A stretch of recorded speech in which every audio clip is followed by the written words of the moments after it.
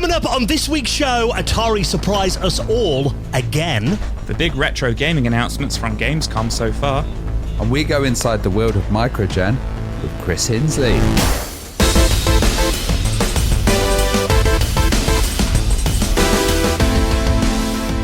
And the Retro Hour podcast is brought to you every Friday with our wonderful friends at Bitmap Books. Now, have you seen their latest book, The Art of the Box? Now, this features 26 biographies of those artists who at some point in their career found themselves illustrating legendary game packaging. Now, this is a real celebration of the boxes that we bought our games in back in the day. We'll tell you more about that in just a bit, and you can check that out on the rest of their retro gaming collection at bitmapbooks.com. Hello and welcome to the Retro Hour podcast, episode number 392, your weekly dose of retro gaming and technology news with me, Dan Wood. Me, Ravi Abbott. And me, Joe Fox. And very nice to be joining us for this, the podcast that every single Friday takes you on a nostalgic trip back into the golden age of video games and technology, brings you up to speed on what's been happening in the world of retro gaming and tech from over the last week, and of course brings you a veteran to share their story in the second half of the podcast. Basically, if you remember this sound,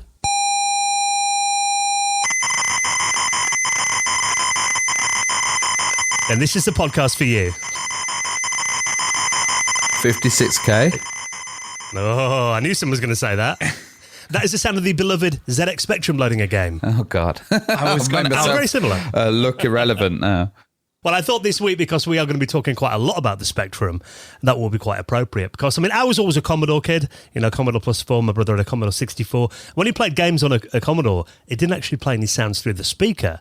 But the Spectrum, you could literally hear every bit and byte being streamed from the cassette tape, playing in that glorious sound through your television. I imagine a lot of parents loved that back in the 80s. Yeah, I never really had a Spectrum. You know, I used one a few times, but it's really interesting. And, you know, the guest this week is an absolute Spectrum legend. Yeah, now today we're going to be talking to Chris Hinsley on the podcast. Now, Chris has got a really interesting history. I mean, he's very well known on the Spectrum scene. Obviously, we spend, I'd say, probably the majority of the interview talking about Mikro-Gen, which were a British games company back in the day. He worked on titles like Pyjamarama and the follow-up Everyone's a Wally. And Mikro-Gen were a really interesting company, though, because, I mean, back then, we hear a bit of insights into those early days there. And it was literally video game royalty who worked there. David Perry, who went on to form Shiny Entertainment, worked there with him. Rafael Secco, who, of course, we've had on the podcast before as well. So really, I mean, it was, a real pool of creativity in those early days. And you imagine it's, these really talented guys locked together in a very small room above a bakery, all in their early 20s. I always loved the position of these games companies. They also did the Micro Plus add-on, which we talk about. And that was a really interesting story because that kind of started the end of the company. Yeah, that story's fascinating. The story of the Micro Plus, that was a hardware expansion that Mikro-Gen made for the Spectrum, that on paper looked terrific, had some great specifications, had the potential there to, really revolutionise the industry, had it not been for some rather disastrous management decisions rushing it out the door that effectively meant that the Micro Plus bankrupted Mikro-Gen, as we'll hear about from Chris in just a moment. And then we follow Chris's career, going on to work for Rainbird on products like the Advanced Art Studio, and then something really revolutionary that he worked on back in the mid-90s called, I originally thought this was called TaOS, because I've read this for years. It's spelled TaOS. Turns out Chris teaches me that it's actually pronounced TaOS. But this was something you might have seen on the front cover of Edge magazine back in 1995, a parallel operating system that Edge proclaimed could completely transform the entire gaming industry. Obviously, unfortunately, it didn't quite work out to plan. But at one stage, TaOS was also slated to be the future of the Amiga operating system as well, back in the late 90s. I think about a million things were going to be the future of Amiga as they were desperately searching about. But yeah, we talk about that a bit. I do remember the hype about that and it being covered in Edge magazine on the front page. Yeah, Amiga Anywhere and Amiga DE, I think it turned into. That really weird period in the late 90s when I think the Amiga had gone through about 4 or 5 different owners at that stage. So it's going to be interesting to hear kind of what happened there. And obviously focusing a lot on his days working on the Spectrum at Mikro-Gen. Chris Hinsley, our special guest, will be on the show in around half an hour from now.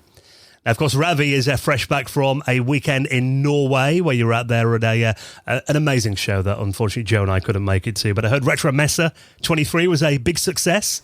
It was huge. It was probably double in size. And it was just fantastic. We had some talks all weekend, and it was with the Rare team. I'm still recovering, as you could probably tell, because I only just got back yesterday. It was just great going out and meeting everyone there. You know, they had the Spiel podcast, who we usually hang with. The Rare team, Jonathan Dunn from Ocean was there as well. The Retro Messa team were absolutely amazing. We had Natalie helping us out as well. Jesse, seeing my friend Jesse, and some of the patrons as well. So we had Turgy, I met Hag. There were some other streamers and, video people there, like the Games Mistress. There was a really good laugh. And, the audience were great. We did some really fascinating talks and we recorded them. So we're going to be bringing some to the podcast. But it just amazes me going out to these places and people coming up to you and saying, yes, I listened to your podcast. And it's like, it doesn't seem real going to another country and seeing that. Yeah. And the vibe of the place was absolutely heaving this year. Unbelievable. I just really, really, really enjoyed it. Yeah.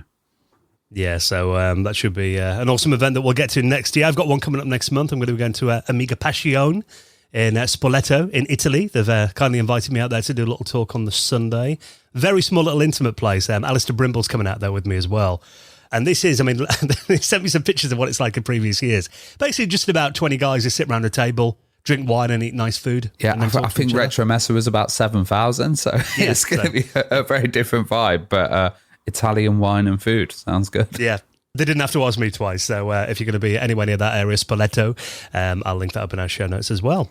Now, I can't believe this is our final show of August. That does mean that a big show is on in Europe right now, Gamescom. I think it's only about, been on for 24 hours at the time recording this. So we're going to cover some of the retro headlines that have come out of Gamescom so far. Bearing in mind, we do record the podcast a couple of days early, so if, Half-Life 3 gets announced on Thursday afternoon, we'll cover that next week. But obviously the big thing that everyone's been talking about, and I'm not quite sure how I feel about this one, because it does kind of feel like every week at the moment, the modern Atari company are doing things that I must admit I didn't see them doing. We talked about those arcade PCB reproductions that they announced a couple of weeks ago. That came a bit, bit left of centre. We're like, wow, okay, didn't see that one. This one, though, is quite unusual. In some ways cool, in other ways I'm not really all that convinced, but we'll see what you guys think of this. They've announced a new console, and this time, rather than trying to compete with modern systems like they did about 2 years ago with that, updated Atari VCS, this is literally a full-on retro system that gives you some of the modern conveniences, like HDMI output, for example. This is the Atari 2600 Plus. I've had to read this a few times to kind of get my head around it, because I wasn't sure, because Ravi spotted this and sent this over to us a couple of days ago. And at first I thought it was a mini console, and I was just like, oh, okay, that kind of makes sense. But also, whatever Atari has been for the last couple of decades, there's been the cheap Atari flashback consoles and stuff. So it just seemed a bit like, oh, okay, they've kind of done this before, but on a cheaper scale, a less quality scale. Maybe this is a more quality one, but that's not what it is. It is essentially a re-release of the Atari 2600, but it's called the Atari 2600 Plus. So it will still take the original cartridges. So it will play 2600 games as well as 7800 games. Yeah. Which Atari have been releasing as well. Yeah, which Atari do release. They have released some of these, officially and stuff, and obviously a lot of homebrews and stuff like that. It's pretty much identical to the original. So it's got the 1977 original wood grain on there, wood paneling and everything like that. But I wonder if that is real wood on this or whether it's just plastic. I would love it if it's real wood. It does look like plastic from the screenshots, but don't quote me on that. But I would love it if it was real wood. Obviously, they've updated it, so it's got HDMI output and supports widescreen and all stuff like that. Because a lot's changed in the last 46 years since the original came out. But yeah, it does seem a bit of an odd move to kind of like re-release the Atari and it play original Atari games. It will come with a 10-in-1 cartridge. So, you know, I assumed it'd have like built-in games on it, you know, like a mini console. But it is a cartridge it'll come with along with one controller, which is the CX40 Plus joystick. And those games, I mean, I'm not massive on Atari. I don't think any of us are really, to be fair. I think we all kind of miss the Atari. I've got free generation. now. So. You've got free, haven't you? Yeah.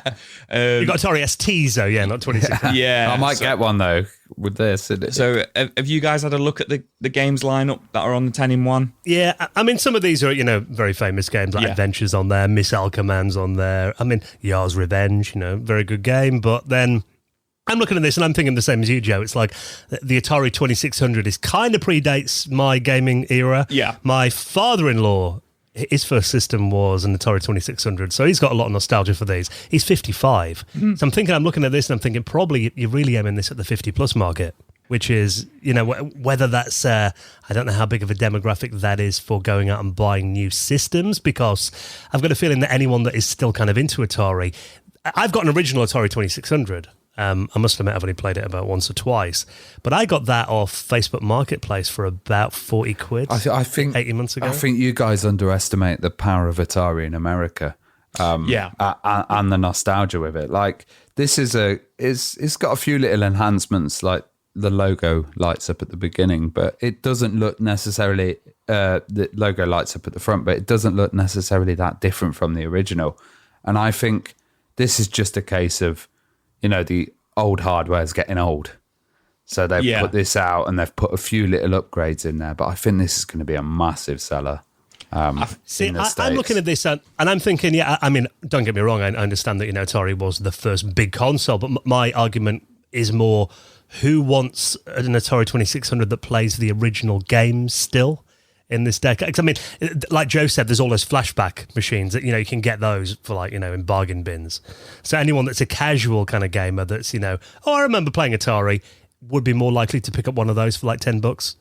You know, if they're really into it. Anyone that's got the original, a massive collection of original cartridges probably has original consoles.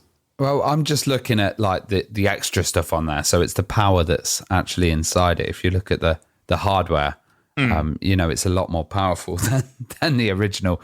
You know, there might be other options that we haven't seen. And they've also got stuff like the paddle controllers, and they've got that nice joystick. I would buy that joystick on its own. It's got a DB9 connector as well. It's not going through USB.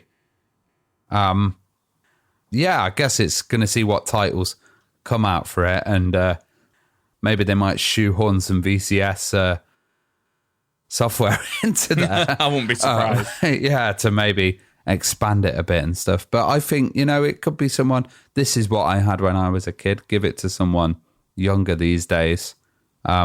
You know, I think it's quite reasonable one price, price-wise. It's $129. Yeah, and we will say at the moment it's only available for shipping in the United States.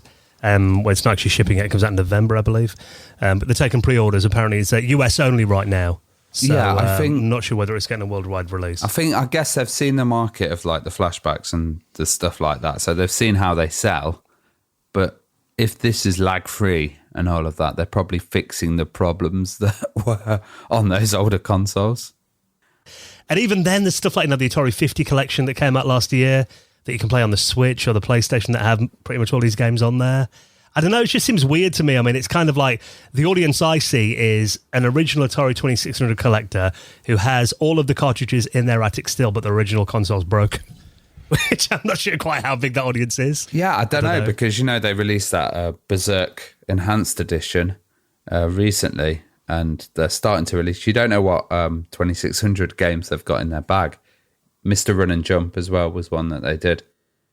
It does play the classics like Custer's Revenge. You'll be pleased to know, Joe. Oh, brilliant. But there is actually a list of games that it's compatible with. And the compatibility is not 100%. Oh, okay. You go through the list and there is probably about, I'd say maybe 10% of the original games. Maybe I'm exaggerating slightly there, but there does seem to be like, on every page there's a couple that are not compatible when you go through the catalogue. So it's an interesting device. And I mean, we have mentioned this over the last kind of couple of episodes when Atari do these new announcements. It is nice to see them kind of focusing 100% on retro now, isn't it? I mean, it always tends to be the 2600. Obviously, I'd like to see a remade Atari Jaguar with CD, but I'm not holding my breath on that one. Well, if they released an Amiga with like a little bit of HDMI out there and a few changes that played original floppy disk, you'd be over the moon. So I think I love the Amiga Mini. Base, yeah, the Mini's a cool little system. So yeah, we'll keep an eye on that. It's available for pre-order now if you live in the US. So I'll link that up in our show notes. Now, we did mention that Gamescom is on at the moment in Cologne, and there have been lots of announcements that have not only come out of Gamescom, but also been online as well. And I did see you were particularly excited about this one, Joe, because this is a game that I imagine you loved on the N64 back in the day, and that is now getting a remaster. Our friends at Night Dive Studios are actually in Cologne right now. They've been talking about Turok 3 that's coming out later this year. Never played it. There you go. No, I am excited though. You are right. So yeah, Night Dive Studios have been really busy recently, just putting out banger after banger, in terms of the remasters. We need to get those on the podcast. We really do. I have actually just saved the names of the guys for me to reach out to them. So that is a really good shout. So watch this space. But yeah, Turok 3.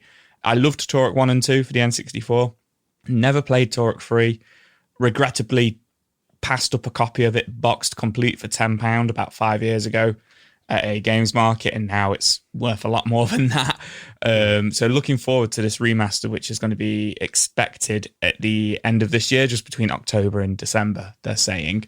Yeah, these remasters, the Quake remasters they've done and Doom and all this kind of stuff, they've all been absolutely fantastic. So obviously this is getting the same kind of like HD upscaling. And it's using the original kind of play style, but all they've done is kind of increase those textures, so it will have that old feel, but there's a lot of like fine tuning that they've said that they've done. But I kind of like that, when they redid Crash Bandicoot and they kept it so it had that original feel and play style.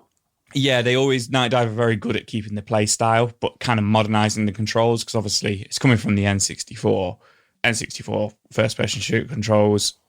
Much to be desired these days when you go back and play them. So obviously they'll probably modernize it, kind of that modern, typical Call of Duty kind of style controller layout, which, I'm here for. I love that. They did the Turok 1 and 2 remasters about 2016, 2017, which were fantastic. It takes away the horrible draw distance. Like you say, it upscales all the textures and stuff, really enhanced the facial models and the clips and, and stuff like that in the game.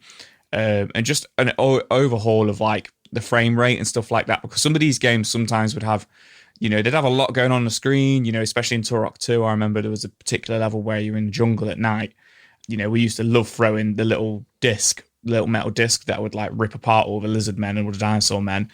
And you'd get some pretty big slowdown in that. So they fix all this kind of stuff, so I'm really, really looking forward to it. Like I say, expected at the end of this year. It's coming out on everything, including Steam Deck. So we've got Switch, PC, Xbox, PlayStation.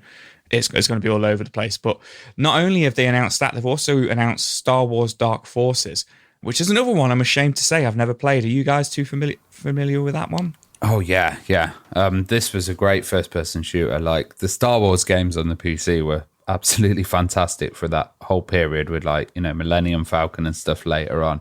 I think this one looks really nice. They've redone the cutscenes and stuff, and they've HD'd it up a bit, but they haven't gone ridiculous with the textures and stuff. They've gone more like crispy and nicer anti-aliasing, and it's still got that feel of early kind of boomer shooters, as they call them now. Yeah, they started calling them now. I love that. Because am I right in thinking Dark Forces isn't that long after Doom? Like, is it like 94, 95? Oh, yeah. No. This is not long after Doom at all. Yeah. No. And it's kind of that in-between period before they got into 95. 95, into like the video, aspect of kind of the Star Wars games. Yeah, because the animation, as you say, I mean, I'm looking at the trailers now. I've never played it. I know what Dark Forces is, but yeah, looking at it now, all the cutscenes were kind of like 2D very slightly animated cutscenes with voiceover, but they've made it look really sharp and nice, haven't they? You know, with the, like you say, the HD upscaling and stuff like that. Yeah, and they've not changed the style, which I like. You know, they've still got that kind of PC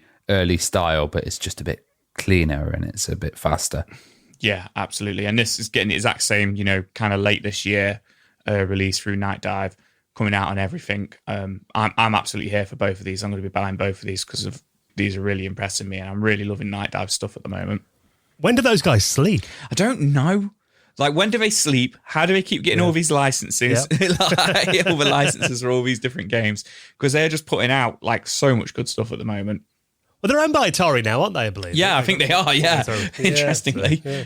More exciting stuff out of Atari. So, keep an eye on those coming out later this year. Just one more as well that I saw come out at Gamescom yesterday on the first day. And this is quite interesting that you remember a game called The Seventh Guest. Now, this was, I first remember seeing this I think it was a CD-ROM title. Sure, it was an early CD-ROM. Yeah. It was one of the early CD-ROM titles. That and Myst, wasn't it, really? That were the two first kind of big sellers. I remember seeing it on Bad Influence, Violet Berlin demonstrating it when I was, a kid around Halloween and thinking, wow, that looks amazing. One of the first games I'd ever seen that had, actual real full motion video actors in there as well. Played the game a few years later. Must admit some of the puzzles in there are a little bit weird. But I do like the vibe of it. And this, again, has got the full HD remaster treatment, but also it's going one step further. This has been pushed into the realm of virtual reality. And what do you guys think of this? Yeah, it's interesting because when they did Seventh Guest, there's been a few remasters, and Seventh Guest was one of these ones where they went full budget. It was one of the first ones where they had like Hollywood level productions, multiple CD-ROMs with it, and they fully went in there, whilst Sierra were also doing their kind of FMV stuff at the time. It's interesting to see.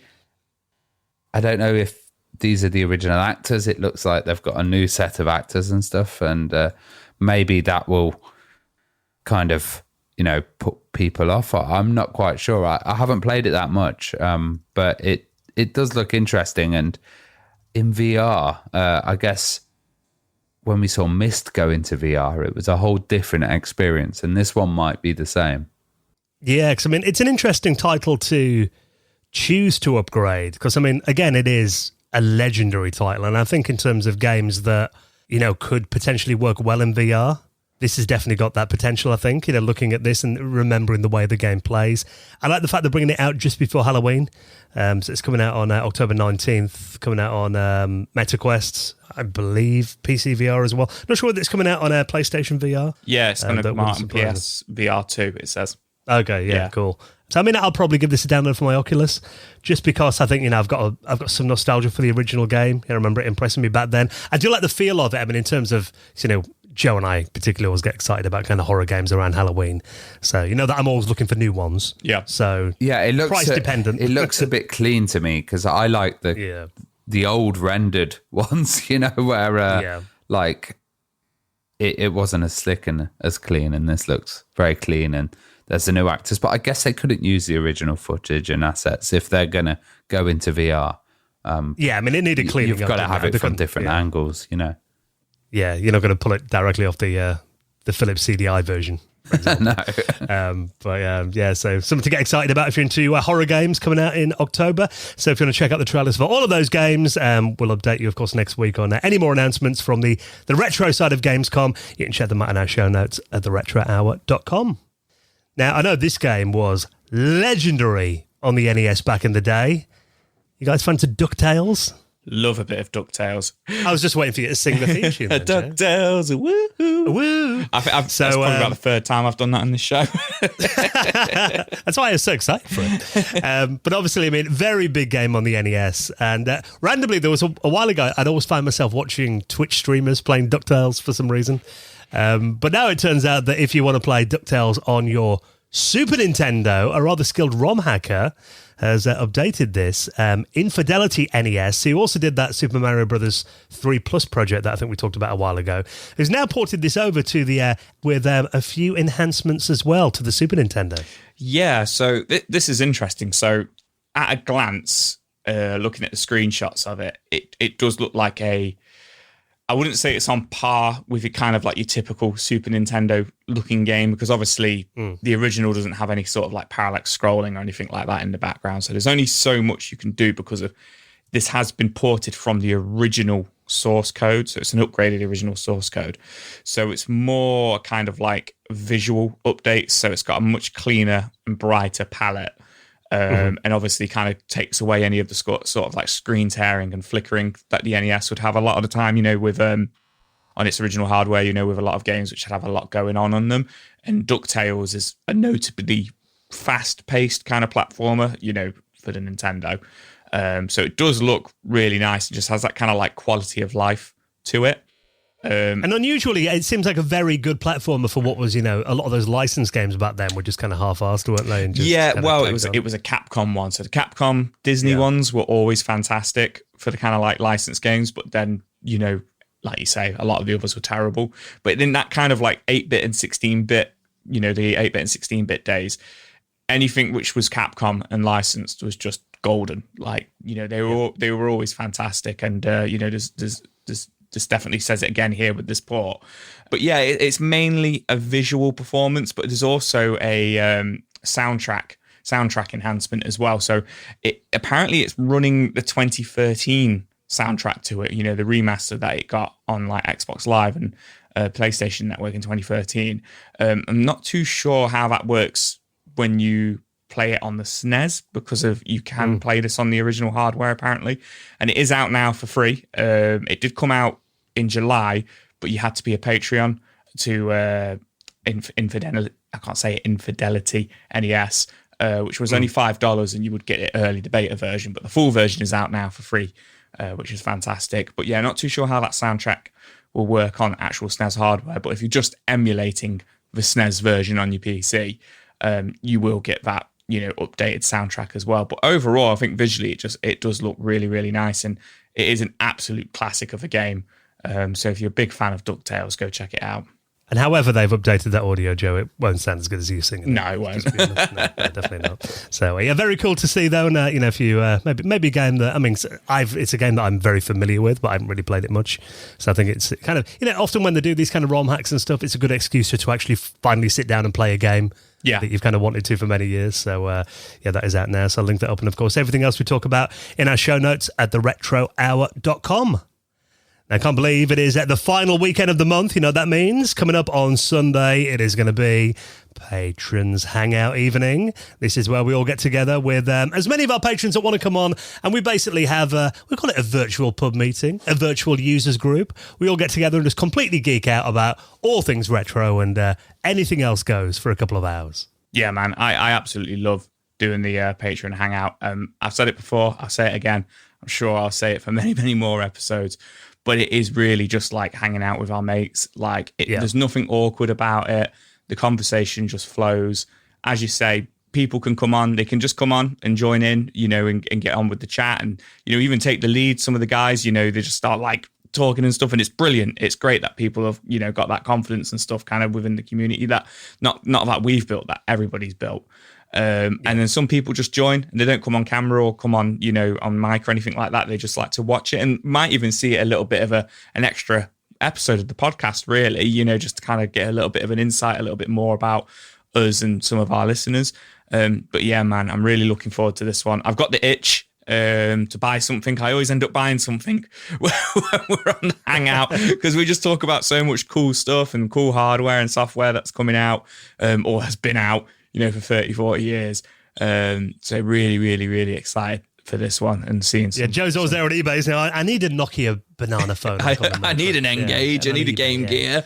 Yeah, absolutely. Buy one of these. But yeah, some of the stuff we end up talking about, it just inspires you, or you get inspired by the other users, like, I want to play that. I want to play around with that. But yeah, absolutely love it, man.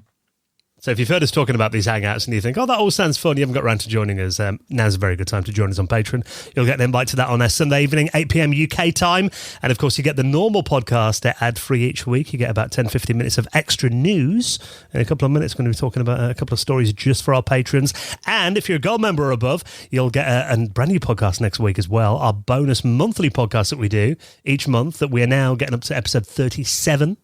next week of the Retro Hour After Hours, where we cover all sorts of things on that. So very good time to sign up and support this show on Patreon. And of course, for doing that, you will get a mention in the most prestigious high score table in the world of retro gaming. And I'll let you two guys induct our latest members into the Hall of Fame. Hall of Fame. Who we got, Ravi? Steve Q.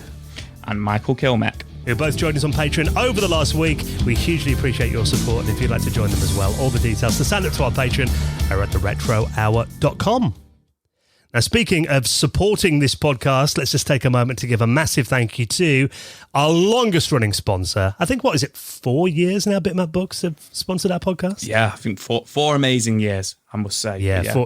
We love working with Sam and the team there. I mean, we all love books. I've got a big collection of books behind me. Bitmap books just jump off the shelf. The quality of them and how incredible they look. We've talked before, they're the kind of books, aren't they, that if friends of yours come over who are not gamers, they'll always just pick one up if one's lying on the coffee table, like, oh, what's this? Yeah, absolutely. Because it just looks so good. Whenever somebody comes into my games room at home, they always beeline for the books on the shelves. They'll see the Mega Drive games and goes, wow, look at the Mega Drive games. And then they'll spot the books next to them. Yeah. And they'll just end up picking them up and just looking through them and going, I remember this game, I remember that game, I remember this game, and then before you know it, you've lost them, and it's meant to be a Christmas party. Yeah. Where do I get this book from again? Where do I buy one? So bitmapbooks.com, that's where you can check out all of their retro gaming books. Their big one right now, their big new book they've just launched, that you can order right now on their website, is The Art of the Box. Now, this is a celebration of video game boxes, because, you think how important boxes were back in the day. Because, before the days of watching playthroughs on YouTube, and the only real thing, apart from magazine reviews, were the boxes that you'd see on the shelf in Virgin Megastore. They were the attention grabber, weren't they? Yeah, they had to be. And they had incredible artists back then, talking about guys like, Bob Wakelin from Ocean, Ken Macklin, Mark Erickson, Julie Bell, Steve Hendry, all these guys, who were incredible back in the day.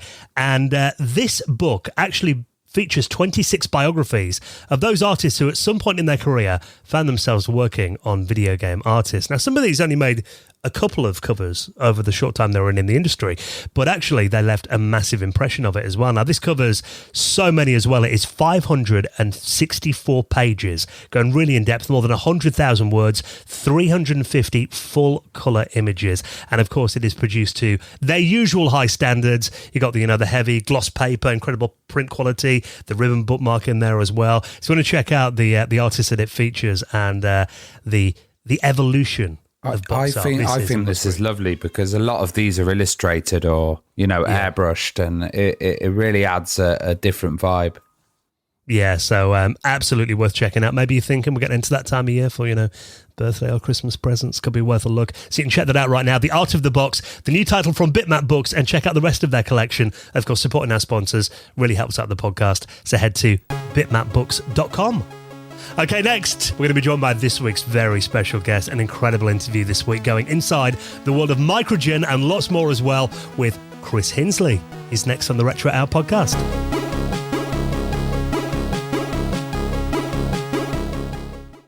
You're listening to the Retro Hour podcast, and it's time to welcome on this week's very special guest. And what a variety of systems and eras we're going to cover with our guest this week. Someone who was very well known on the ZX Spectrum scene, worked for Mikro-Gen back in the day on some amazing games there as well. You might know him from the Atari ST, stuff like the Advanced Art Studio for Rainbird as well, and then got into parallel operating systems and some really interesting work with Amiga in the 90s as well. So a heck of a lot to cram in.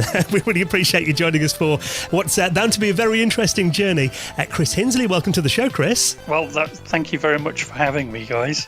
Yeah, thanks very much for taking the time to talk to us and do some reminiscing. Now, we always like to kind of start, back at day one, as it were. So I'm quite interested to know what originally got you interested in the world of computers and video games. Do you remember kind of your first experience where it all began for you? I think like most kids at the time, because, I started this journey back when I was like 10 and 12 and just started going to grammar school. And it was the time when you were starting to get the arcade cabinets turning up in the cafes and things like that. And at school, we had a cafe across the road from the school called the Curry Corner. And every kid would just go and spend their dinner money in in the curry corner over lunchtime. So we were starving ourselves in order to learn how to play computer games back then. So the idea of computer games and everything was quite fascinating. I think I was always more interested though in how the computers did what they were doing, because I mean I would occasionally have a game of Asteroids or Defender or something like that, and it wasn't the actual playing of the games that fascinated me. It was the concept of how they did it, and that really started to crystallize and became like a career motive even back then when I was like 12 years old.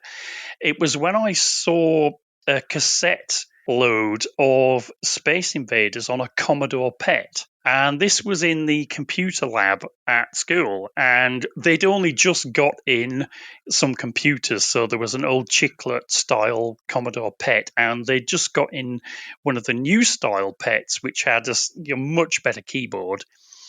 And somebody had a cassette of Space Invaders. I don't know who it was by, but seeing that running on the Commodore PET made me realize that what I was seeing across the road in the cafes was exactly the same thing I was seeing here in the computer lab at school. And that got me really fascinated to actually work out how was the Commodore PET doing this. Also, I would then, if I could do that, I would not have to spend my lunch money on playing the games anymore, because I could just program a game myself and I could save all my dinner money. Well, it provided you with some food then, which is good.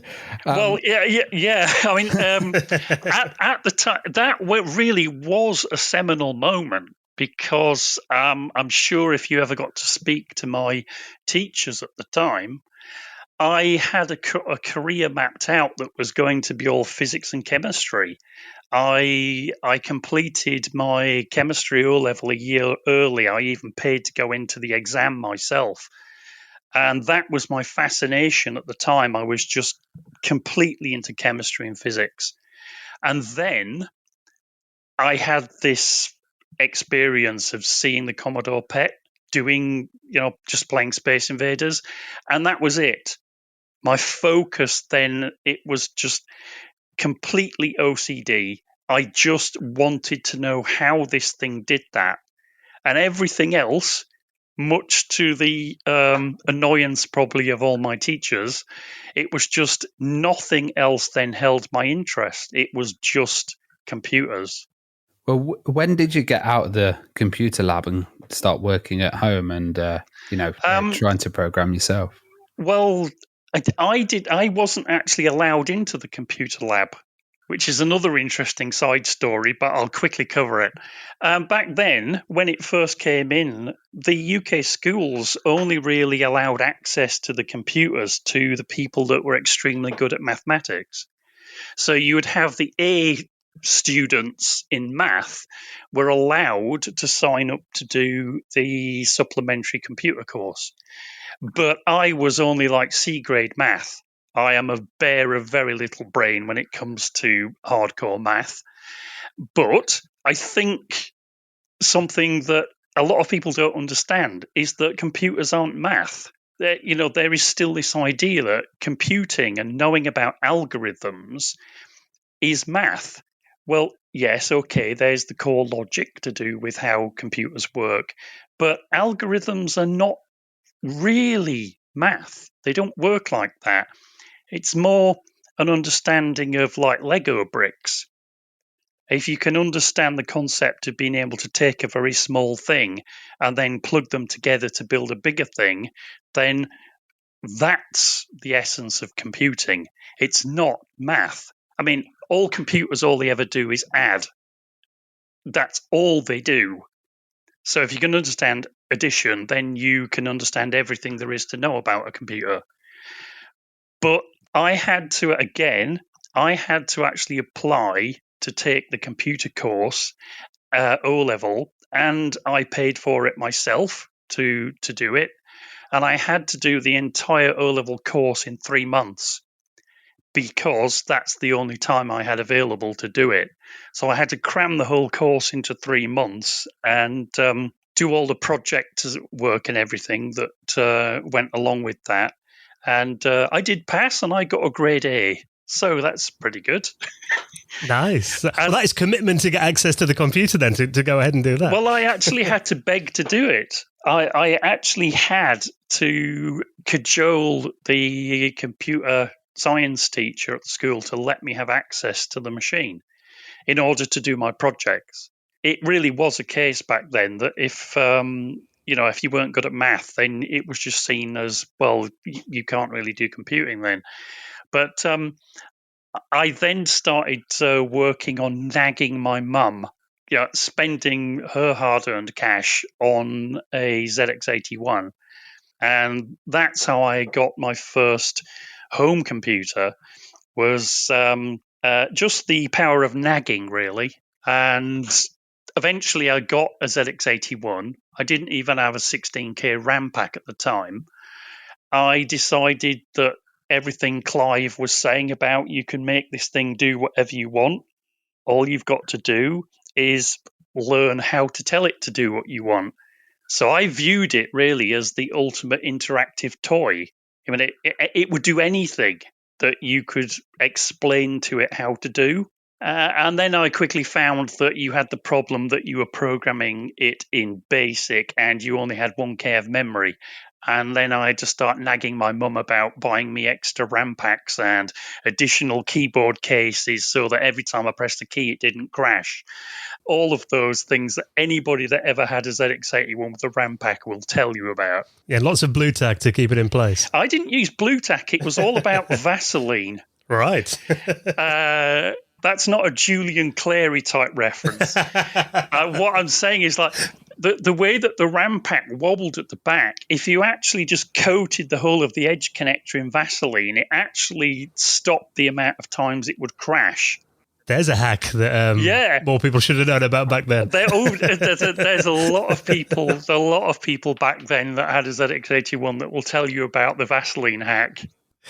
Well, let's talk about the games you were making at home then. I mean, you've got the ZX81, you eventually got the RAM pack there as well. What were some of the first games that you programmed yourself, and how did that kind of transition into you working in the industry professionally? Well, a lot of the games I actually did on the ZX81, nobody actually knows about. I started copying the games that I was just seeing out in the cafes. So I did a version of Space Invaders. That was probably the first thing I ever did. I very quickly, by the way, learned that BASIC wasn't the way to do this. There was a single page, 2 pages in the back of the ZX81 manual and also in the Spectrum manual that listed the Z80 opcodes. And I had no clue what these things were. Not a clue. And just by trial and error, I worked out what they seemed to do. I mean, this sounds crazy, but yeah, I reversed engineer what the Z80 opcodes did by just poking them into memory, jumping to it and seeing what happened, and then just figuring out what must be going on.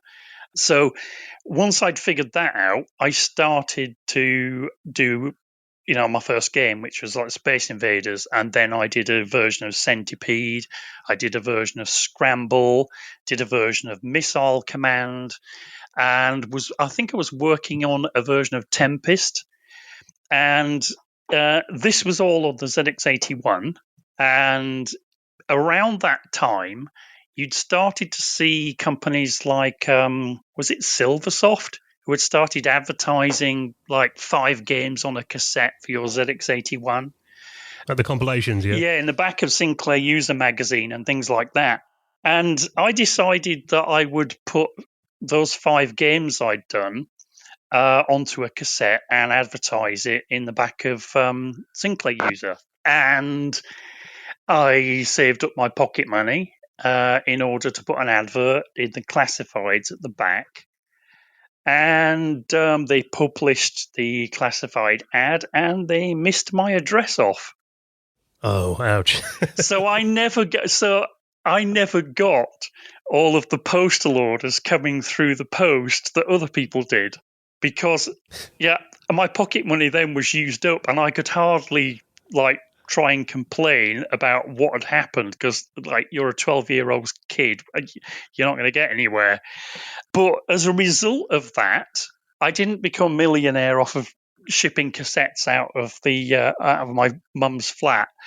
But I did get noticed by a guy called Paul Denial, who was a salesperson from Mikro-Gen. And he must have seen that. And I ended up being contacted by him.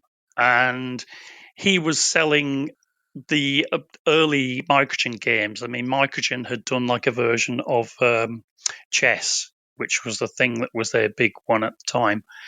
And he was doing the rounds of the local stores trying to sell cassettes to them, and decided to come, and visit me. We hit it off really well. He tempted me with developing for the ZX Spectrum. And I didn't have a Spectrum at the time, but I persuaded my mum to shell out more hard-earned cash to get me a Spectrum. And this was just a 48K Spectrum, the old rubbery membrane keyboard. And I started work on that and started developing a game. The first thing that I worked on was really a better way of actually doing the graphics, because on the ZX81 it was all character-based graphics. You could use quarter character pixel blocks to do that kind of thing, but it was essentially a character-based display. But the Spectrum had a pixel-based display, even though it had a character-based color attribute system. You have to just learn to love the way the Spectrum did things. So I started off by developing a routine that would display sprites, just 16 by 16 blocks, but on a pixel basis rather than on a character basis. And I used that routine to code up a game called Laser Warp. I don't know if anybody even remembers that back in the day. And that was the first game that I did for Mikro-Gen, that Mikro-Gen published, and went on from that to Mikro-Gen eventually approached me to say, would I essentially leave what I was doing. I was I was 6 months into a computer degree course at the time, by that time, and they asked me if I would leave that course and come and run a game studio down in Ashford, Middlesex. So everybody that was actually on the computer course was just saying to me, absolutely, definitely do it. It's like, we've no guarantee of even getting a job at the end of this course, but they're offering to give you a job now, so just go. And then give us a job. yeah, it was that, yeah.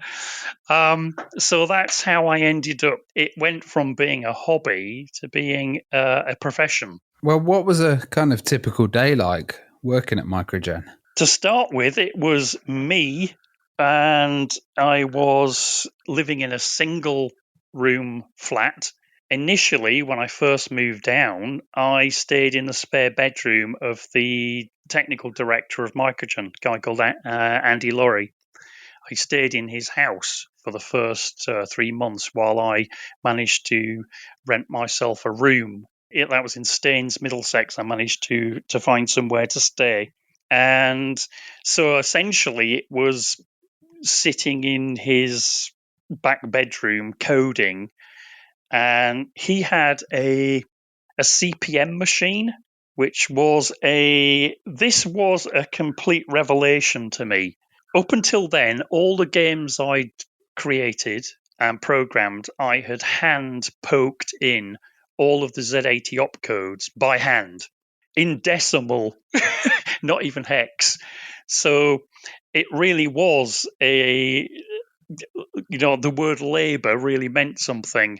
I would hand poke in the opcodes, save what I'd put in off to a tape, ran it. If it crashed, I'd reload it from tape and try and figure out what I'd done wrong, and just kept iterating that procedure until I'd got a game working. And yet, Andy introduced me to the idea of having a CP/M-based machine that had a WordStar editor and a Z80 assembler. I could actually type in the instructions in text and then press a button, and it would assemble that, and I didn't need to worry about saving it out to tape or anything like that. So that was an absolute revelation. And that was what led to Pyjamarama. That was Automania. The game that came out of that was Automania.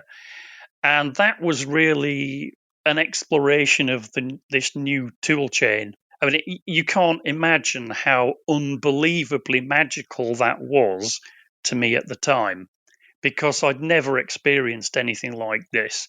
I could actually type in my ideas and press a button and then see it appear on the screen. That was just magic. And the game that I developed on, with those tools in Andy's bedroom was Automania. It wasn't a very sophisticated game. It was only a 2-screen game where it was a collect and build game. You avoided and jumped over some sprites and collected pieces to build cars, and then if you completed that car, you then got to build the next car, etc. It wasn't a tremendously sophisticated game, but it was my introduction to this new idea of having a proper professional tool chain. Yeah, and a great starting point as well, and obviously, and we'll go into more of what you did at Mikro-Gen 2.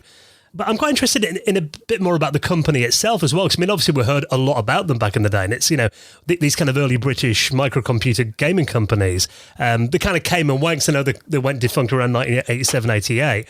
I mean, I'm quite interested in a bit more about the kind of development process there. I mean, obviously that was the age of kind of the solo bedroom programmer. Did you generally work solo, or was it like a team that you bounce ideas off? How did it kind of work developing the games? Originally, it was me. There was me doing the work. Eventually, we managed to get a room above a bakery, believe it or not. Right. And we started to hire some more guys. And some of those guys are names that you will recognize. First chap that we got in was Dave Perry.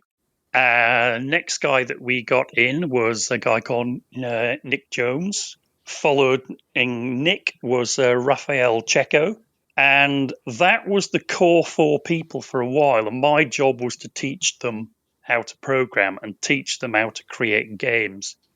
And I think probably the nicest thing that Dave Perry ever said about me was that everything he knows about computers he learned from me, which is a very nice thing for Dave to say. But the atmosphere when Pyjamarama and Everyone's a Wally was created, that was a complete madhouse. You can imagine what, you've got a group of guys that are, between like 18 and 20 that have just been set free to go wild on a bunch of computers, and Andy set up a multi-user CP/M machine that we could use. So we all had a terminal onto this CP/M machine, which was from a company called Hotel Microsystems.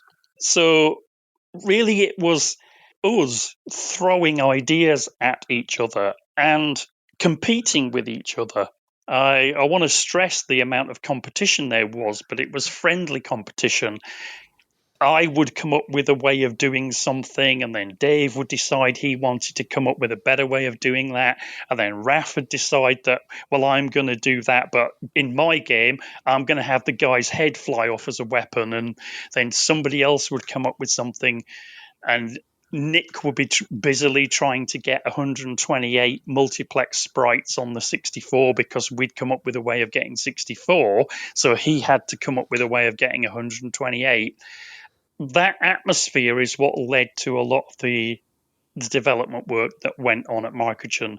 It was just a bunch of really good mates that were taking the piss out of each other all the time with a very competitive atmosphere, but just being left alone to just be a madhouse of creativity. Well, you mentioned Pyjamarama there. It was quite an interesting idea for a game. Where did that story come from, and how did you come up with the ideas? The ideas, the puzzles in the game were really, it was a team effort. We just would throw ideas around as to what objects could be in the game and so forth. But the basic concept of having an arcade adventure, that was my idea, because I'd looked at things that companies like Ultimate were doing. You had games like Alienate and Night Law and stuff like that at the time. As well as compete amongst ourselves, you also had this healthy competition at the time between gaming companies. They were always trying to get one up on what the last great game was, or the last great technique that somebody had used. And all those games seemed to revolve around, we're just running around and collecting things, but not really doing much else. Or there was this arcade-style blast 'em games where you just shot everything in sight. And they also was your text adventure games where you would be presented with puzzles and you'd have to figure out how to solve the puzzles to proceed through the game. So I just thought, well, why can't you just do that all in one game? Why can't you have items that really did things? You don't just collect them for points. Maybe you had to collect them and carry them around, and that those objects could then be used to solve puzzles that let you into new areas of the game. And while that was going on, you could still have arcade elements, that things you had to shoot, things you had to dodge, etc. So you had that kind of reaction type game, but also underlying everything, there was this adventure. You were trying to ultimately get to some solution for the game. And in Pyjamarama, that was to actually set the alarm clock off. You wanted to eventually wake Wally up, because the scenario was he was in this nightmare and he was having a dream, and he had to go through all of this in order to wake himself up. But the other ulterior motive for that scenario was what I've mentioned before. The Spectrum had this attribute clash problem where you could only assign a foreground and background color on a character basis, even though you could implement a sprite routine to move things smoothly. You couldn't do that with the colors.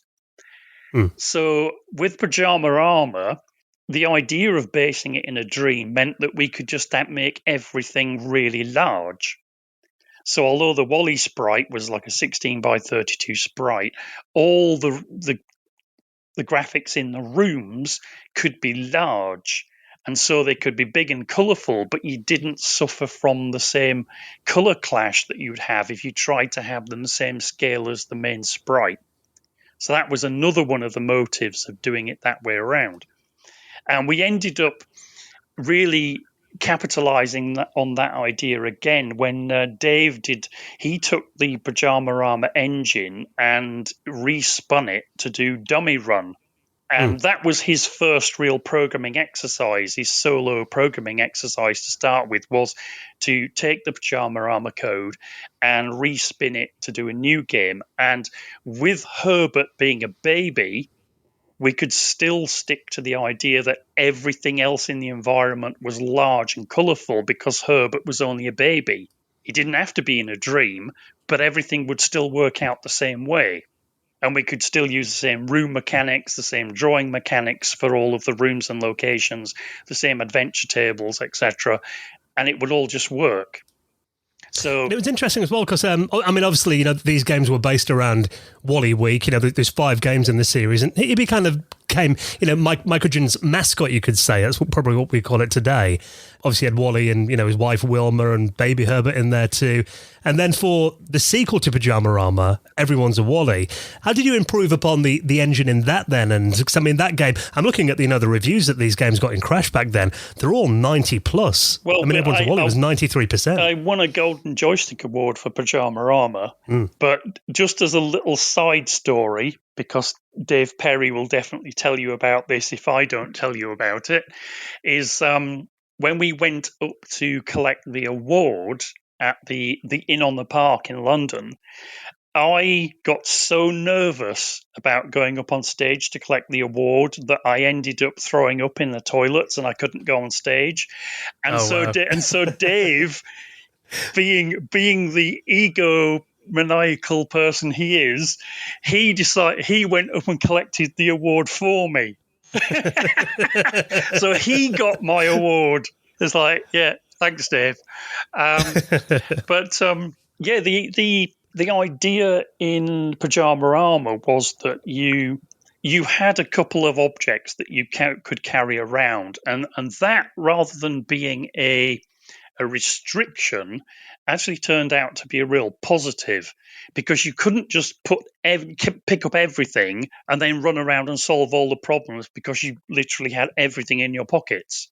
You could only carry 2 items, and so you had to plan how you were going to do this.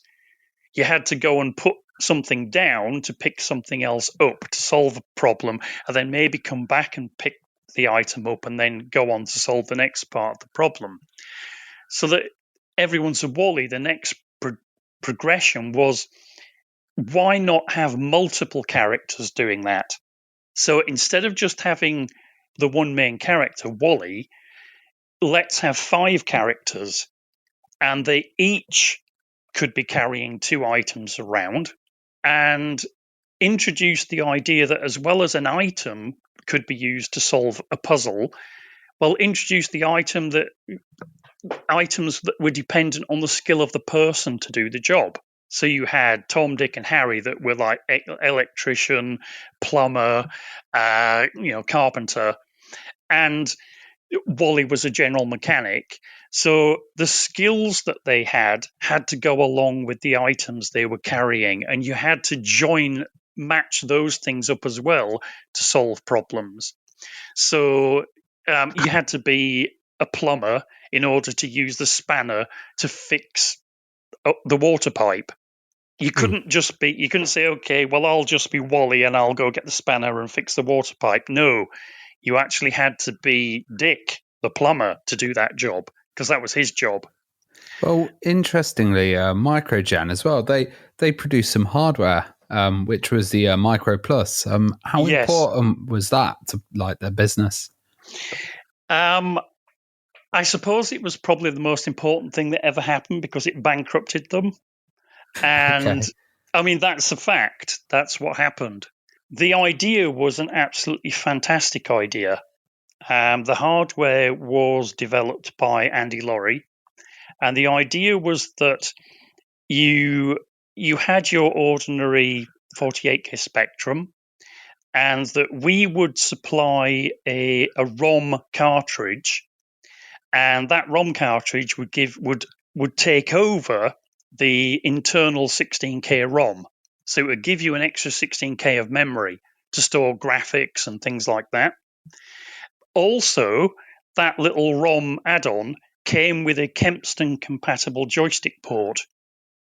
So as well as providing you an extra 16K of memory, it also gave you a Kempston joystick.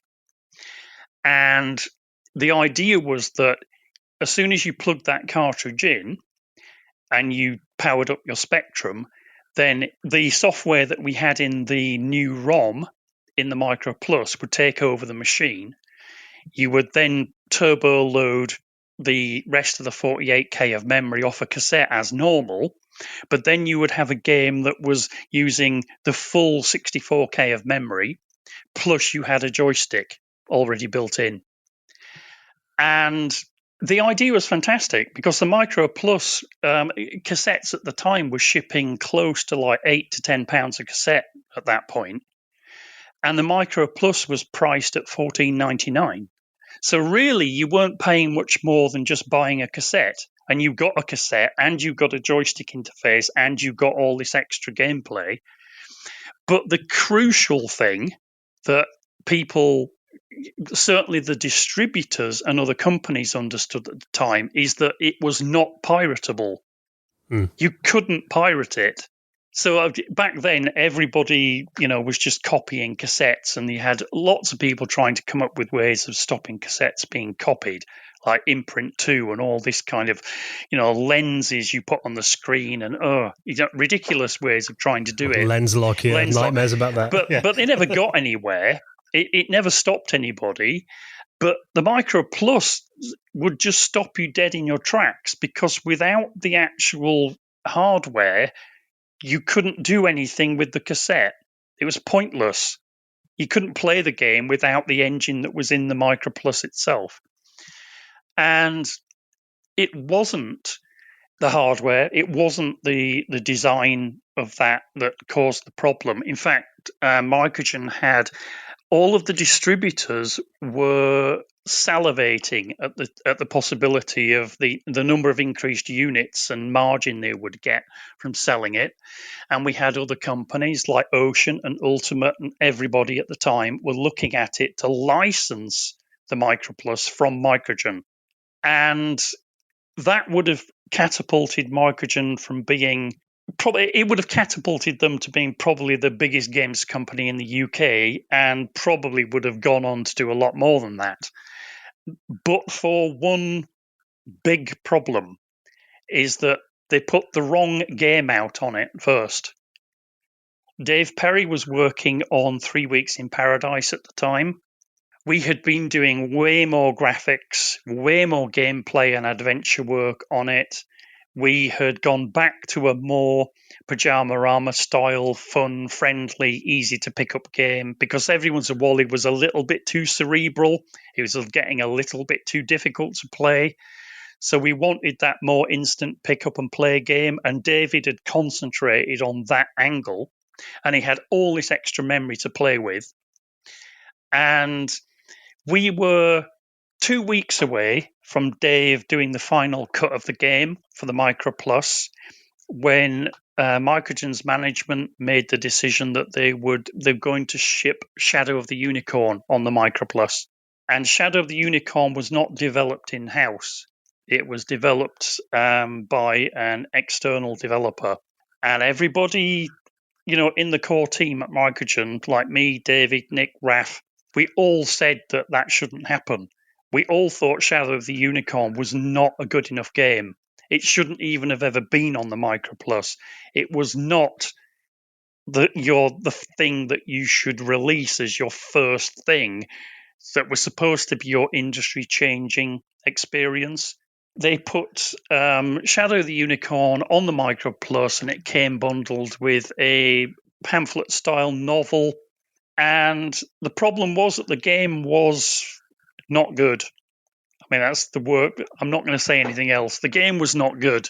And we, as a team, begged Andy and Mike Meek to not do this. We said, you only have to wait 2 weeks and you can have 3 Weeks in Paradise as the first Micro Plus game. And we begged them not to do it. And yet they decided to do it. But as a result of that, the reviews of Shadow of the Unicorn were very bad, because it had nothing to do with the hardware. The hardware was fantastic, and it was a fantastic idea. But the game wasn't good enough. It really wasn't, like a AAA game. And it gave people the impression that the reason that it was bad was because of the Micro Plus. And so all of the licensing deals that Mikro-Gen had signed up for with other companies, they all fell apart. And the distributors were left with stock that they couldn't sell of Shadow of the Unicorn. And so they didn't want to buy any more, because they just saw it as, well, we've just bought all this stock and it's not selling. So we've wasted all this money investing in this concept. And David was told you have to rip everything out. The whole of the Micro Plus side of 3 Weeks in Paradise, you have to rip it all out. Take it all out and fit it into 48K, and we're going to just have to go back to shipping a single tape. But obviously, the amount of money that had been sunk into buying all of this hardware and the stock that was held, that really crippled Mikro-Gen, and it never recovered from that mistake. And I will say now, go on record, it had nothing to do with what the programmers, said to do. We all said not to do this. Just one of those really bad business decisions, unfortunately. It was a terrible, terrible decision. And it had nothing to do with the games side of things and everything to do with, promissory agreements that somebody had made to a distributor, etc., etc. And the idea of waiting for 2 weeks to give them a better product just wasn't possible. Well, I mean, after Mikro-Gen, you obviously moved into the 16-bit era. Just kind of, before we get into the stuff you were doing on parallel operating systems and the Amiga, because I'm really interested to talk about that. I mean, let's just jump into your time at Rainbird briefly, because you're involved with a really interesting project there, the Advanced Art Studio. So what was kind of the story there? Well, the Advanced Art Studio was not the Advanced Art Studio. The actual story of what happened there was that I developed a sprite editor. When we were at Mikro-Gen, me and Dave Perry particularly, we had a competition going between us where we invented our own sprite editors. So the graphics that you see in Pyjamarama and Everyone's a Wally and 3 Weeks in Paradise, etc., were all edited on our own tools. We created our own sprite editors and room editors. And me and Dave had a friendly competition going between us where we developed our own tools and kept trying to put better features into them. And eventually, when I moved, when Mikro-Gen went down and we all went freelance, I developed my own tools for the Atari ST. So I created a sprite editor and a room editor and a map editor, which I used to develop. I think the game I was working on at the time for it was Custodian. And the tools that I was using were what became the Art Studio. And what happened was that Rainbird, I went up to see Rainbird at one point. I mean, it was that time where everybody was always like inviting the freelance guys round and you gave them a lot of coffee and cakes and tried to get them to come work for you. And so I went up to see Rainbird in London. I demonstrated my sprite editor in order to show them what was going on with the game I was working on. And it was the executives at Rainbird that said, we should package this and sell this as the Art Studio for the Atari ST. Right. So it actually had nothing to do with the Art Studio. Art Studio was a product that we all, know and love, that was a Spectrum and a Spectrum 128K title. And it was really more a pure art style package. But Rainbird looked at what I had and decided that, okay, we'll package this as the Art Studio and we will sell it. And so my sprite editor and room editor ended up becoming the Art Studio for the Atari ST. Interesting. So yeah, and obviously that became a very widely used tool on that platform for a lot of artists and developers as well. Not just that platform. It actually, for a few years, became the industry standard art tool chain across the board, because it would do conversions to the Spectrum and Amstrad 128 and all of the other machines. It would convert the sprites to work on those machines, and it gave you a map editor, and it would output the maps you could just include in your development files. And so it actually became adopted as the art programmer interface tool across the industry. Rainbird were really surprised at how many copies it sold. It sold hundreds of thousands of copies. And at the time, games that sold 100,000 copies would get to number one in the charts and win you an award. But Art Studio itself sold well over 100,000 copies as an art package. Yeah, it's incredible. Yeah. And obviously, around this time, it feels like you're kind of, obviously you've got the games background there, but you're kind of moving into creative tools here as well. And I've definitely got to ask you about this, because I remember reading, kind of jumping forward a couple of years. So in 1995, when Edge magazine first came along, I was a religious reader of that back then. And we all were. I remember reading about this really interesting product that was actually the cover feature of Edge magazine back in 95. And you'll have to correct me if I pronounce it wrong, because I've read it so many times over the years. TaOS? Is that how you pronounce it? It's pronounced TaOS. TaOS, right? Okay, I guess I pronounced it wrong for 25 years. TAO is a Chinese word, and it's pronounced Dao. It's right. supposed to be an unaspirated T, so it sounds like a D. But Dao is the Chinese philosophy of the way, as nature intended. That kind of philosophy. So TaOS was a play on that idea. It's like, this is an operating system that is the way it's supposed to be. And that came out of work that I'd done I was working on Onslaught at the time. That was a games project I was working on for Hewson. And as a result, coming out of that, I'd started to adopt a way of working that was I defined my own machine language. So I wasn't using the ST or Amiga 68000 machine language anymore. I was using my own language, which was called VP, Virtual Processor Language.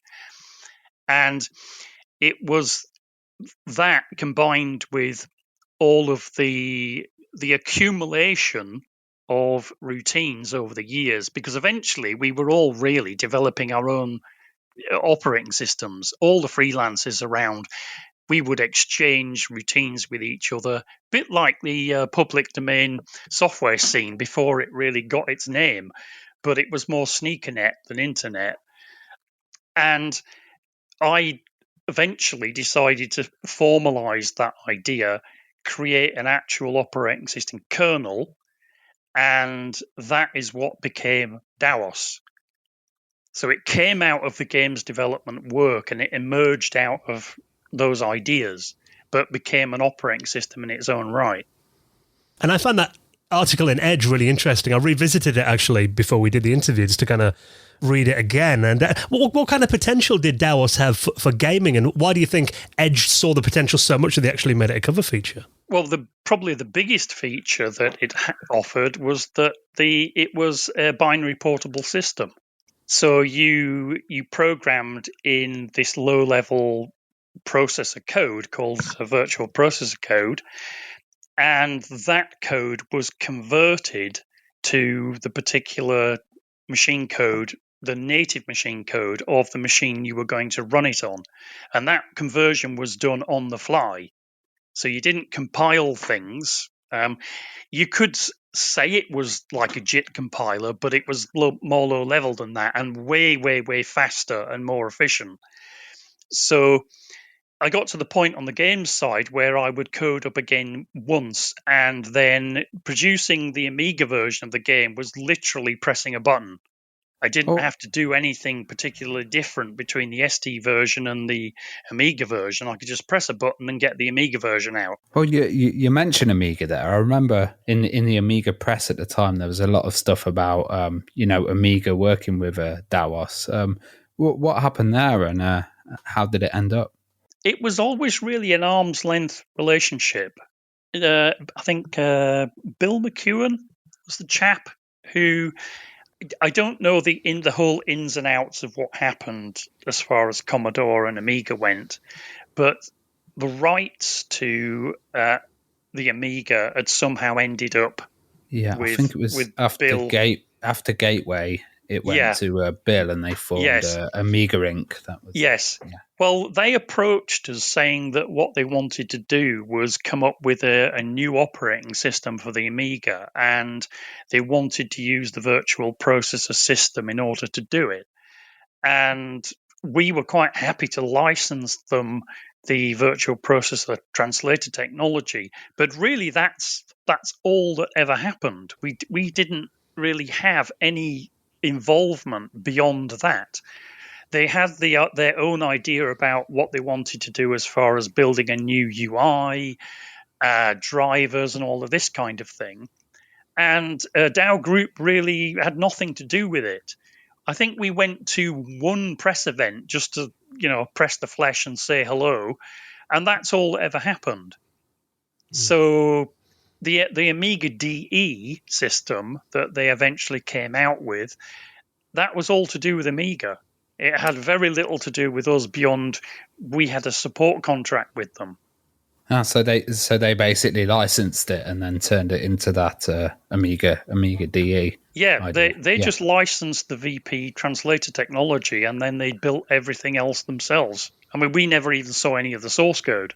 Yeah, I mean, that was a really interesting time for the Amiga. You mentioned, obviously, that was about 5 years after Commodore went bankrupt, and there were a couple of Amiga magazines remaining. I remember buying one called, I think it might have been Amiga Action, it may have been Amiga called. Active? I remember Active, that was the one. Yeah. There was a feature with you in there as well, wasn't there, that I came across online?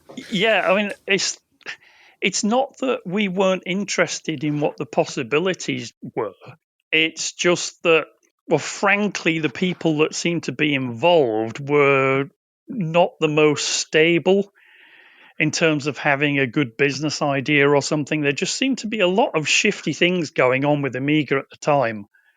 And so DAO really just wanted to have an arm's length relationship. It's like, yes, if you want to license our technology to do your own thing, then please go ahead. We're happy to do that.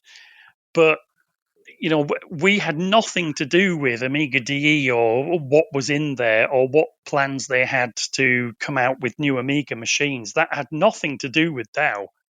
I think there was always a bit of hype with the Amiga as well, because they were desperate to kind of search for the next path. And, well, I think the Amiga was probably one of the most influential machines that has ever been produced. Totally, yeah. And I don't care about GPUs, and I don't care about NVIDIA's latest machines. If you were to say, could you pick a machine that really stood out as defining what a computer could do, it's the Amiga. Because what you could do with that machine, with the limited hardware it had, showed what you really could do. That it is possible to use very limited hardware to achieve some incredible things. The guy who actually did the chipset, I think, was it J Miner who actually did the chipset? Total and utter genius. And it's the first machine, probably and the last machine I've ever come across, where the guy that designed the hardware fully understood what the guys that developed software wanted the hardware to do for them. Yeah, and that was, the Amiga was like one of my machines I loved the most as a kid. I've still got one next to me now, an Amiga 1200. And, that time around the turn of the millennium when it seemed like they were looking for a new path for the Amiga, obviously it didn't work out in the end, but I did think it was really interesting when I read about TaOS and the stuff you're doing with Amiga, and the article in Edge magazine before that as well. Because obviously, around that time, Java was kind of the big hype in all of the kind of online world, and it felt like TaOS was, a lot more efficient and quicker than that, and could have been a technology that really could have changed the game. We were there years before, but clearly we were not Sun Microsystems, and we didn't have the same hype bandwagon. And when it comes down to it, the software that you're using today is not the best software you could be using. It's the software that won the marketing battle and, things like that. It's hardly ever the best software you could be using. And certainly, I don't want to say anything too disparaging about Java, but Java by far is not the best thing you could be using. To say the least. So what kind of happened with TaOS in the end then, and what lessons did you take away from that project? It was a fantastic time, and we built an absolutely wonderful engineering team. We were up to about 80 engineers at one point, and some of those engineers are probably the cleverest people I've ever met in my life. They have gone on to influence other companies. They have, when DAO Group dissipated, those people went on into other companies, and you can see the influence they've had on other companies. So, they're a very good bunch of guys. But we actually developed a full smartphone and software stack for a smartphone for Motorola called the P1088. This was in 2001. And it was a full Pyjava based system using our Pyjava, which was based on, it was an extension of the virtual processor technology that we extended to cope with Java bytecodes. That device was a 13 megahertz ARM. Looked a bit like one of the old kind of Nokia phone at the time, but it had a touch-sensitive stylus screen. The battery lasted all week. It had a full suite of combined inbox apps for like email, SMS, etc. It even had a few games included on the device. And it was all completely fully developed. Everything fit into a 1 megabyte ROM. Yes, a full Pyjava system that ran on a 13 megahertz ARM fit into 1 megabyte. And there was lots of advanced orders for the device. Networks had already ordered 250,000 blocks of phones. Remember, this was back in 2001, not 2006 when the iPhone came out. Years before, yeah. This was 5 years before that. And there was a marketing decision at Motorola. They had a new marketing guy had joined Motorola, and he had come from Procter & Gamble. And he decided that he didn't want, he wanted to cull the number of product lines that Motorola were doing. And he just drew a line through the map phone, just crossed it out and said that I want that program cancelled for no reason other than he just wanted 9 out of 14. And he just cut 5 of them. He just crossed out 5 of them. And one of the products that he crossed out was the map phone. And that map, just a number in a spreadsheet, then just gone. Yeah, just delete that row of the spreadsheet. Yeah. But that phone was literally 2 weeks from shipping to the distributors. It was the factories had tooled up and were manufacturing them, and all of the networks had already ordered the phones. The reviewers were ready to go with the reviews, and the reviewers were all wetting their pants. Because you can imagine what that a device like that would be like 5 years before the iPhone.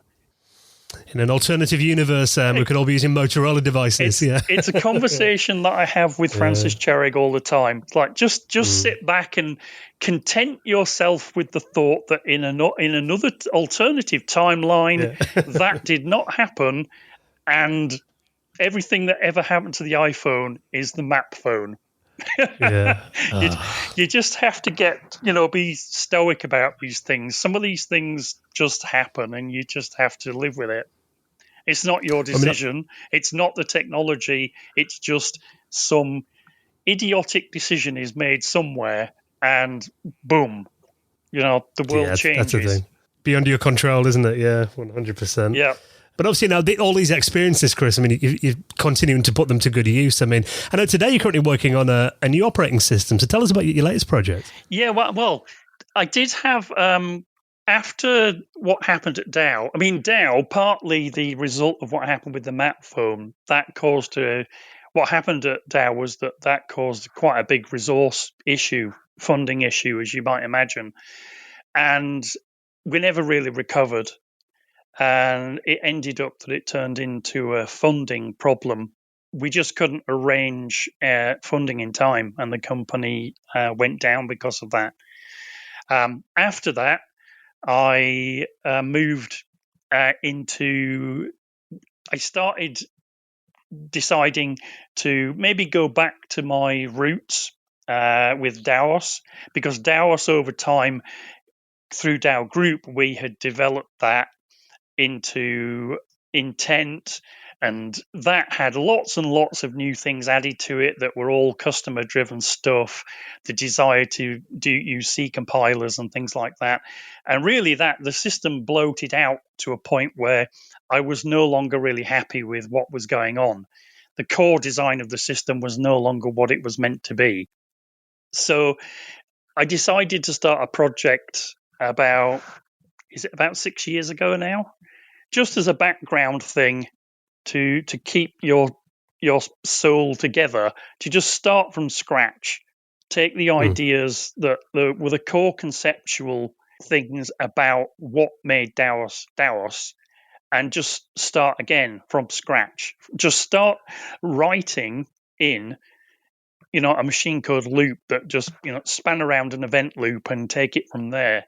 And all of this is publicly available. If anybody wants to see all the history of this, they can go and look at the Chrysalisp GitHub project, and they can just see it, how it all happened from the first line of code.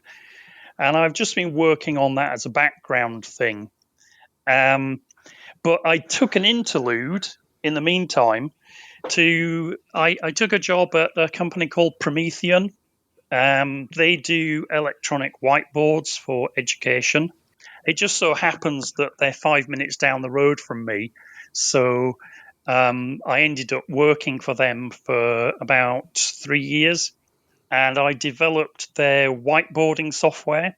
So if you go into most classrooms these days that have a Promethean whiteboard, so like an 80-inch panel up on the wall, the whiteboarding software for teaching and lesson delivery and stuff that they have there, that's software that I developed for them.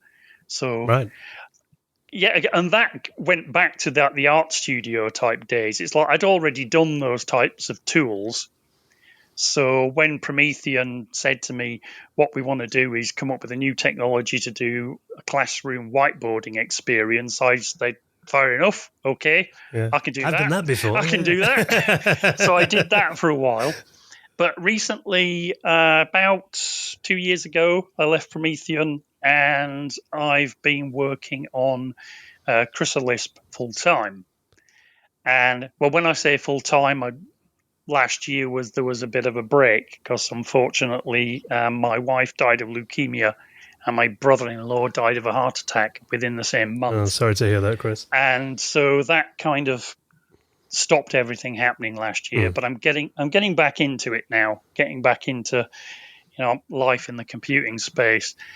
But Chrysalisp is a reimagining of the TaOS concept. It's a portable operating system and runtime environment.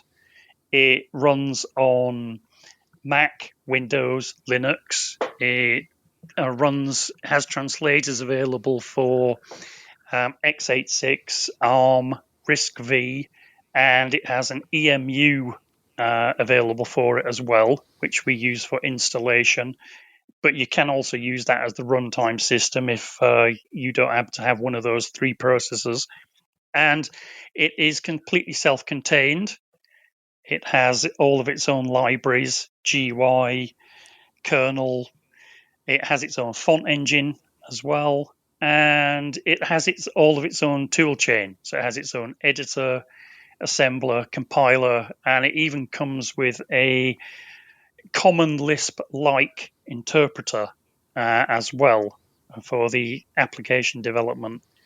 And as I say, that's all available on GitHub if anybody wants to go and have a look. Installation image is currently sitting at 95 KB. Wow. For all of that. Tiny, yeah. All of that fits in 95 KB. And if you want to do an OS build, so if you want to build all of the software, my MacBook, which is a 2014 MacBook, can do a completely from scratch build in a third of a second. Yeah, before you can blink your eye, yeah. Yeah, literally you can type make, clean, press return, and then the cursor just reappears and you're done. Oh, Chris, it's incredible looking at this. And, anyone that maybe like me read about TaOS back in the day and was curious as to kind of where it would have ended up and kind of the concepts as well. 'Cause, I mean, even looking at some of the demos, I recognised them from the TaOS screenshots I saw. Did you like the Boeing demo? Yes, very Amiga reminiscent. Yeah, I had to do a version of Boeing. That's an homage to the Amiga. Yeah, well, it looks awesome, Chris. And obviously, I'll link up the GitHub in the show notes if people want to click through to it and check it out themselves and follow your progress there. Honestly, we could do like another 2 or 3 hours with you, Chris. Your career has been so interesting and continues to be. But I appreciate you're a busy guy, and thank you so much for reminiscing with us and sharing some of your story. It's been wonderful to have you on the podcast. We can always do another one because we haven't touched on things like Xevious and stuff like that, and the stories attached to that, and Probe Software and Fergus. I think we should do a part 2, definitely. Well, I'm up for that if you want, guys. All right, Chris. Well, thank you very much for coming on. It's been wonderful to chat to you. It was a pleasure. Thank you very much.